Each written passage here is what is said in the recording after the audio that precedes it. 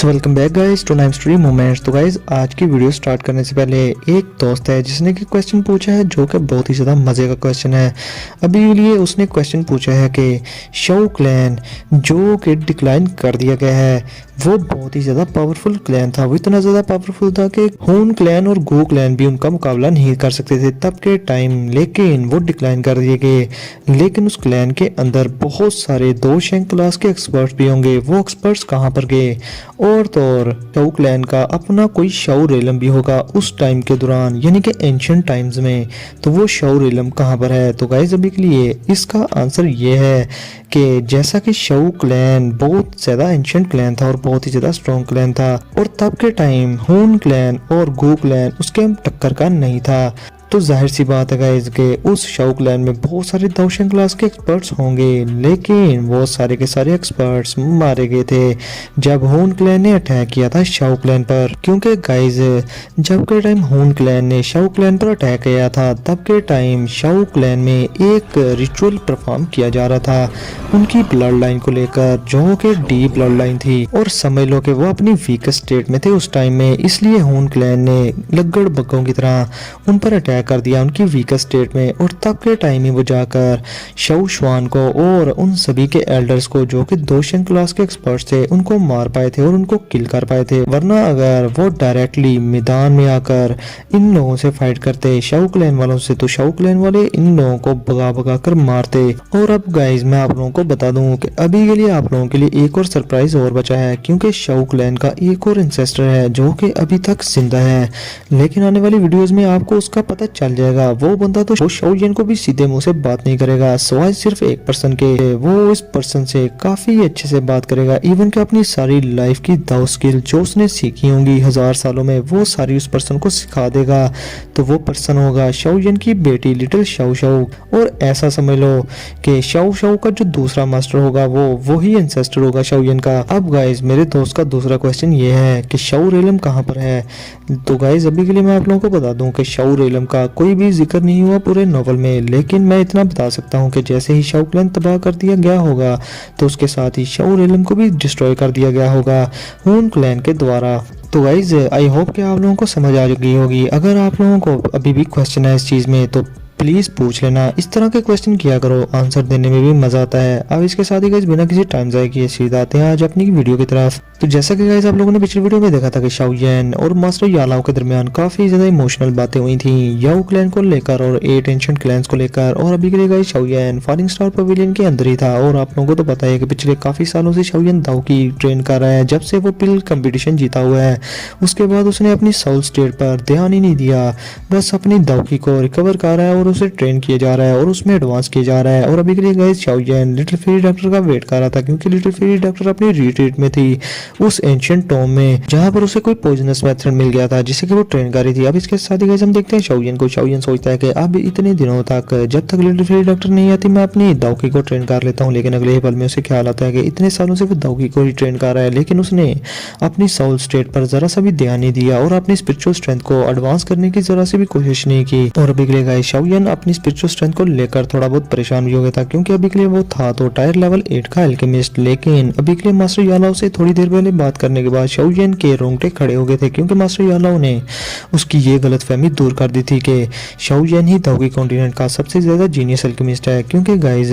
Shao येन से भी ऊपर कोई 5 से 6 एल्केमिस्ट होंगे जो कि शाओ येन को सरपास करते हैं। शाओ येन की उम्र के ही है वो, लेकिन वो सारे के सारे याओ क्लैन में है, क्योंकि आप लोगों को पता है कि याओ क्लैन में बहुत ही ज्यादा जीनियस एल्केमिस्ट पाए जाते हैं। और अभी के लिए गाइस मास्टर यालाओ की ये बातें शाओ येन के दिल पर बहुत ज्यादा प्रेशर डाल रही थी, और शाओ येन चाहता था कि वो अपनी साउल स्टेट को ज्यादा मजीद ट्रेन करके एडवांस कर ले ताकि वो उन लोगों को भी सरपास कर सके। और शाओ येन ये बात भी अच्छे से जानता था कि आने वाले टाइम में हो सकता है कि मास्टर यालाओ का डिसेबल होने की वजह से याओ क्लैन के साथ शाओ येन का कोई ना कोई टकरा हो जाए और तब के टाइम कोई एल्केमिस्ट मुकाबला हो जाए जिसमें कि शाओ येन हार ना जाए और मास्टर यालाओ की बिस्ती ना हो जाए। इसलिए शाओ येन चाहता था कि मिस्ट में टायर लेवल 8 को थोड़ा एडवांस कर ले। और अभी के लिए गाइस शाओलिन की नज़रों में अल्केमिस्ट वे में टायर लेवल 8 की कोई वक़्त नहीं रह गई थी, ना ही कोई कदर थी इसकी नज़रों में। अब इसके साथ ही गाइस मैं आप लोगों को बता दूं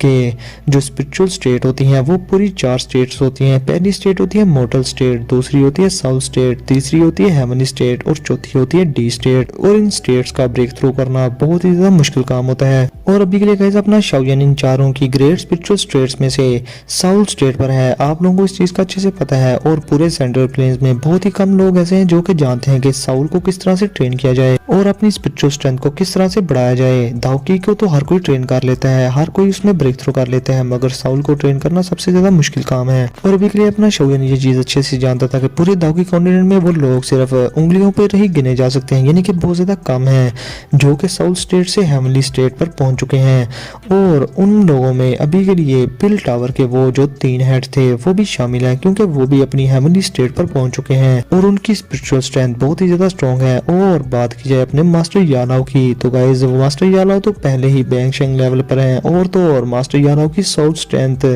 और स्पिरिचुअल स्ट्रेंथ की बात की जाए तो गाइस उसकी तो कोई बात ही नहीं, अपने मास्टर भी हेवनली स्टेट पर हैं। अब गाइस अपना शाओलिन दिल में सोचते हैं कि चलो हेवनली स्टेट की तो बात और है, लेकिन अगर बात की जाए फाइनल स्टेट की जो कि है डी स्टेट, पता नहीं डी स्टेट का कोई बंदा इस पूरे दाओकी कॉन्टिनेंट में होगा भी या नहीं। इस लेवल का एल्केमिस्ट मैंने आज तक जिंदगी में ना सुना ना देखा। अब शाओलिन खुद से कहता है कि लगता है कि मेरा जो एल्केमिस्ट टायर लेवल है वो टायर लेवल 8 के इनिशियल स्टेज पर है। और अभी के लिए गाइस मैं आप लोगों को बता दूं कि शाओलिन टायर लेवल 8 के इंटरमीडिएट लेवल पर पहुंच चुका था, लेकिन शाओलिन के मुताबिक शाओलिन ने जो पिछली बार पिल रिफाइन की थी गाइस उसमें 5 कलर आए थे, लेकिन जो 5वां कलर आया था उस पिल पर वो बहुत ही ज्यादा पेल था, इसलिए शाओलिन खुद को लेवल 8 का इनिशियल की पीक का एक्सपर्ट मान रहा था। और गाइस मैं आप लोगों को बता दूं कि जो भी अल्केमिस्ट टायर लेवल 8 की 4 कलर की पिल को रिफाइन करता है और 4 कलर की पिल लाइटनिंग को अपीयर करता है वहां पर, तो गाइस वो टायर लेवल 8 के इनिशियल की पीक पर होता है। ये उसके लेवल की बात की है मैंने। और जो बंदा टायर लेवल 8 की पिल को 5 कलर की पिल लाइटनिंग को अपीयर करता है तो वो एल्केमी में टायर लेवल 8 के इंटरमीडिएट लेवल पर होता है। और अभी के लिए गाइस वो लोग जो कि टायर लेवल 8 की पिल को बनाते हैं और वहां पर 8 कलर की पिल लाइटनिंग अपीयर होती है, तो वो लोग एल्केमी में एडवांस लेवल के टायर लेवल 8 के एल्केमिस्ट होते हैं। एडवांस लेवल याद रखना। और इस तरह का बंदा अभी तक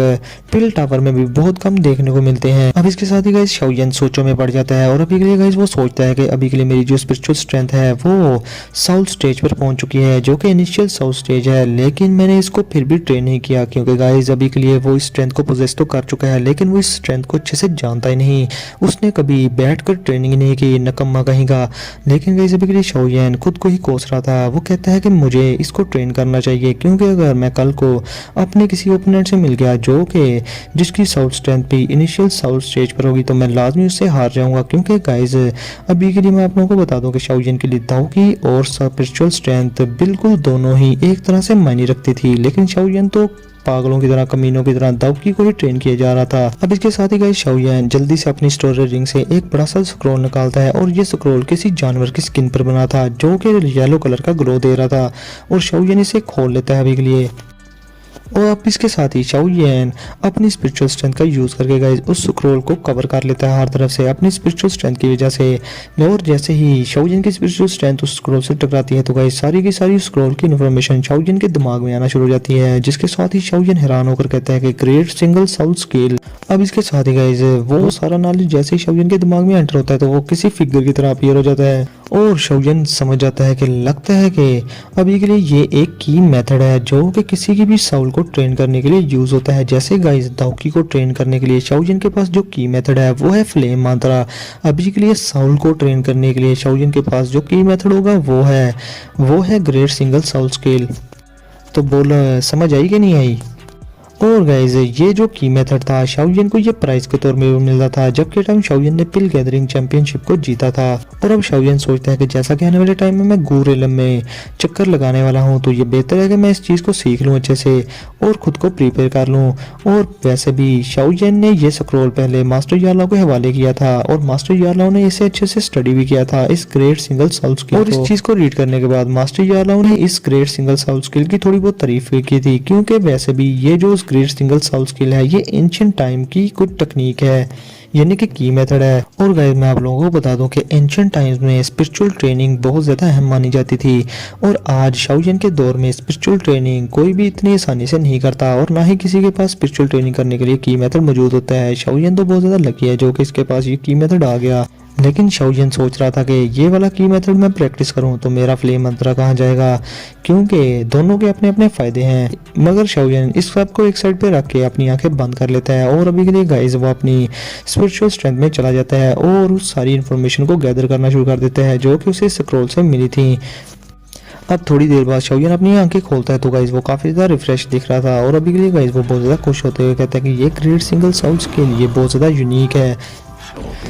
वाह क्या बात है, पिल गैदरिंग चैंपियन होने के नाते मुझे ये जो रिवार्ड मिला है ये काफ़ी ज़्यादा अच्छा है। अब Shaolin guys great single south skill को अच्छे से रीड कर रहा था और उसे स्टडी कर रहा था, और इस दौरान उसने किसी चीज़ को टच भी किया, और अभी के लिए गाइस शाओलियन की सोल पर उसका कंट्रोल ग्रैंड मास्टर लेवल तक पहुंच चुका था। और ये जो ग्रेट सिंगल साउथ स्किल थी इसका जो ट्रेनिंग फार्मूला था ये काफ़ी ज़्यादा मिटा हुआ था और धुंधला था, लेकिन शाओलियन ने इजीली इसको फाइंड आउट कर लिया। और शाओलियन ने पास्ट में स्पिरिचुअल ट्रैक पर जो गलतियां की थी गाइस शाओलियन अभी के लिए उसे ठीक कर सकता था। ये बिल्कुल वैसे ही था जैसे कि अंधेरी रात में चमकती चांदनी हो जाए शाओलियन की। अब इसके साथ ही गाइस शाओलियन इस ट्रेनिंग मेथड को अच्छे से ट्रेन कर रहा था। अब इसके साथ ही शाओलियन इस की मेथड को अच्छे से ट्रेन कर ही रहा था, लेकिन इसके साथ ही शाओलियन के माथे में जो स्पिरिचुअल स्ट्रेंथ थी वो उसकी बॉडी के इर्द गिर्द रोटेट होना शुरू हो जाती है। और अभी के लिए गाइस फिर इसके साथ ही शाओलियन के माथे में एक सक्शन फोर्स होती है जो कि सारी की सारी स्पिरिचुअल स्ट्रेंथ को अपने अंदर खींच लेती है, जो देखकर शाओलियन बहुत ज़्यादा हैरान होता है और कहता है कि लगता है कि ये की मेथड ये कंप्लीट की मेथड था। क्या ये चेंज जो भी हुई ये इसी की मेथड की वजह से हुई, क्योंकि मेरे पास की मेथड आ चुका है साउथ स्टेट को ट्रेन करने के लिए। और अभी के लिए शाओलियन कहता है कि इस कंप्लीट ट्रेनिंग मेथड के साथ मेरी स्पिरिचुअल ट्रेनिंग काफ़ी ज़्यादा स्मूथ हो जाएगी और मैं इजीली अपने ट्रैक पर आ जाऊंगा, और तब के टाइम हो सकता है कि मैं स्पिरिचुअल स्टेट के इंटरमीडिएट साउथ स्टेट लेवल पर पहुंच जाऊं, और तब के टाइम मैं किसी भी टायर लेवल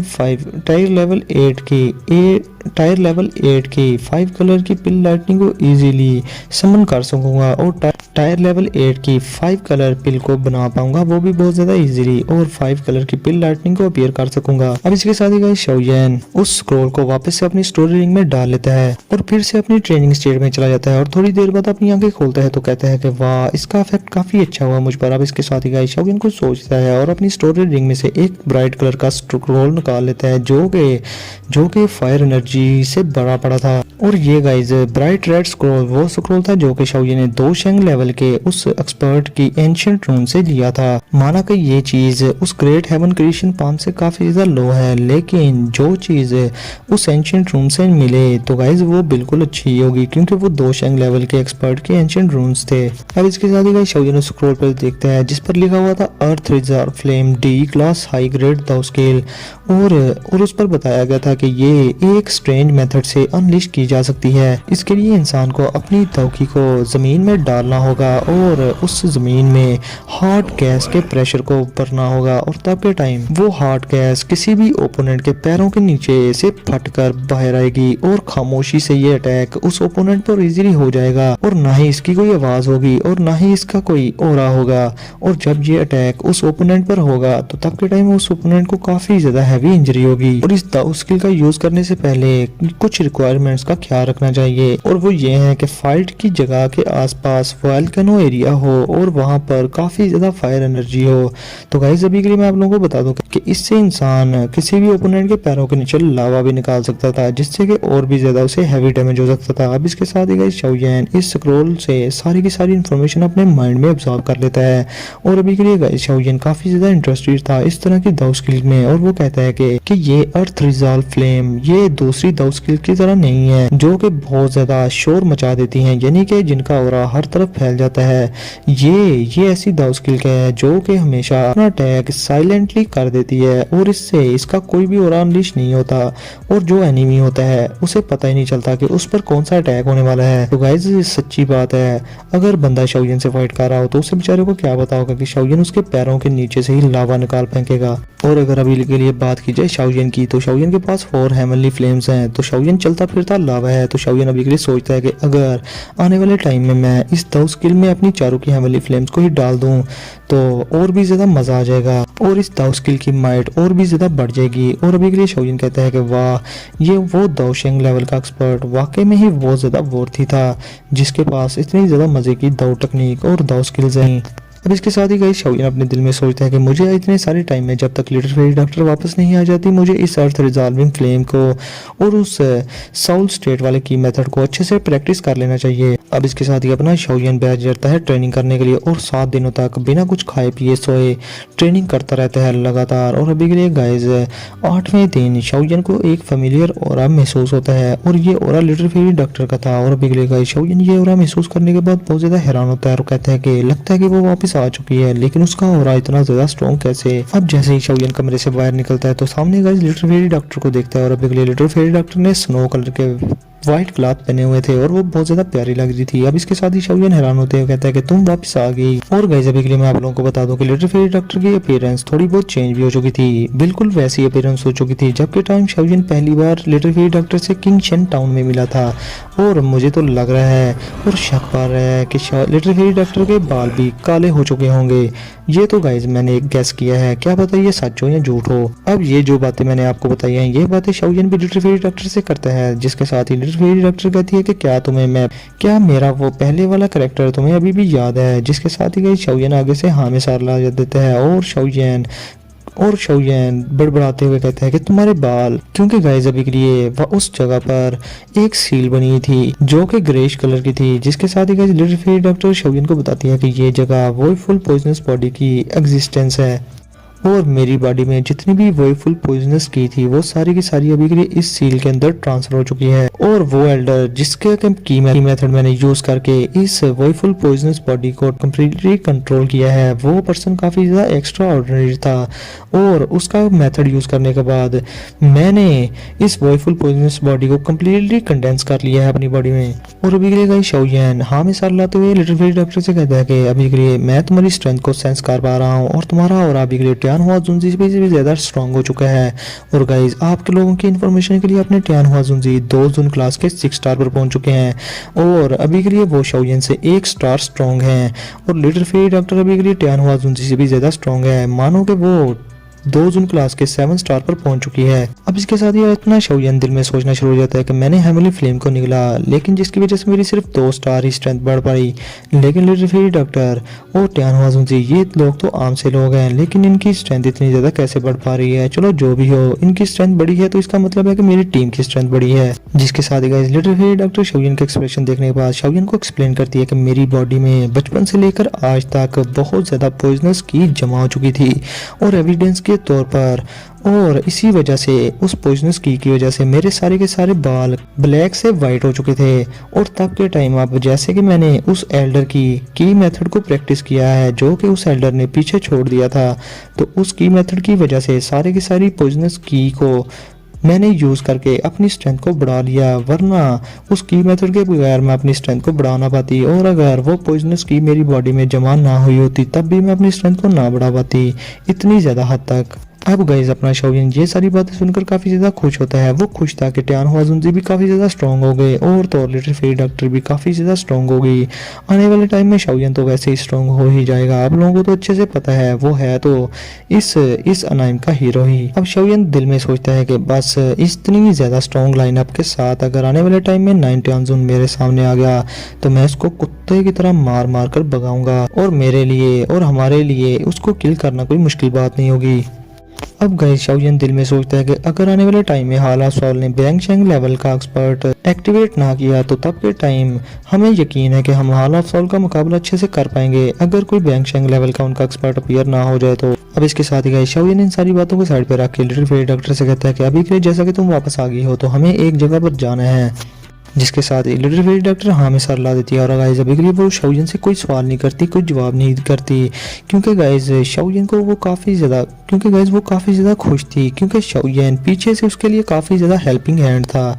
शाओजिन ने अपने मास्टर के ज़रिए लिटिल फेरी डॉक्टर की इतनी ज़्यादा हेल्प जो करती थी और वो लिटिल फेरी डॉक्टर और भी ज़्यादा शाओजिन की इज्जत करती थी। अब इसके साथ ही गाइस अगले दिन शाओजिन, little fairy doctor, तियानहुआ जुनजी falling star pavilion छोड़कर चले जाते हैं और मास्टर यालाओ इस चीज़ के बारे में फॉलिंग स्टार पवेलियन में किसी को भी नहीं बताते। और गाइस अब के लिए अपना शाओजिन गो क्लैन के गो रेलम की तरफ निकल पड़ा था जी जूनियर से मिलने के लिए। तो गाइस जिसके साथ ही हमारा आज का ये एपिसोड यहीं पर करते हैं खत्म। तो वीडियो को लाजमी लाइक कर देना, शेयर कर देना और चैनल को सब्सक्राइब कर देना। तो गाइज आज की वीडियो आप लोगों को कैसे लगी ये भी कमेंट सेक्शन में लाजमी बताना। और हाँ, मजे मजे के क्वेश्चन पूछ लिया करो गाइज, आप लोग क्वेश्चन पूछते नहीं हो, बस इधर उधर के कमेंट मार देते हो। तो मेरा कहना है कि आप क्वेश्चन पूछा करो, उसके आंसर मैं लाजमी दिया करूंगा। तो फिर मिलते हैं आप लोगों से नेक्स्ट वीडियो में, तब तक के लिए अपना और अपने प्यारों का बहुत सारा ख्याल रखें।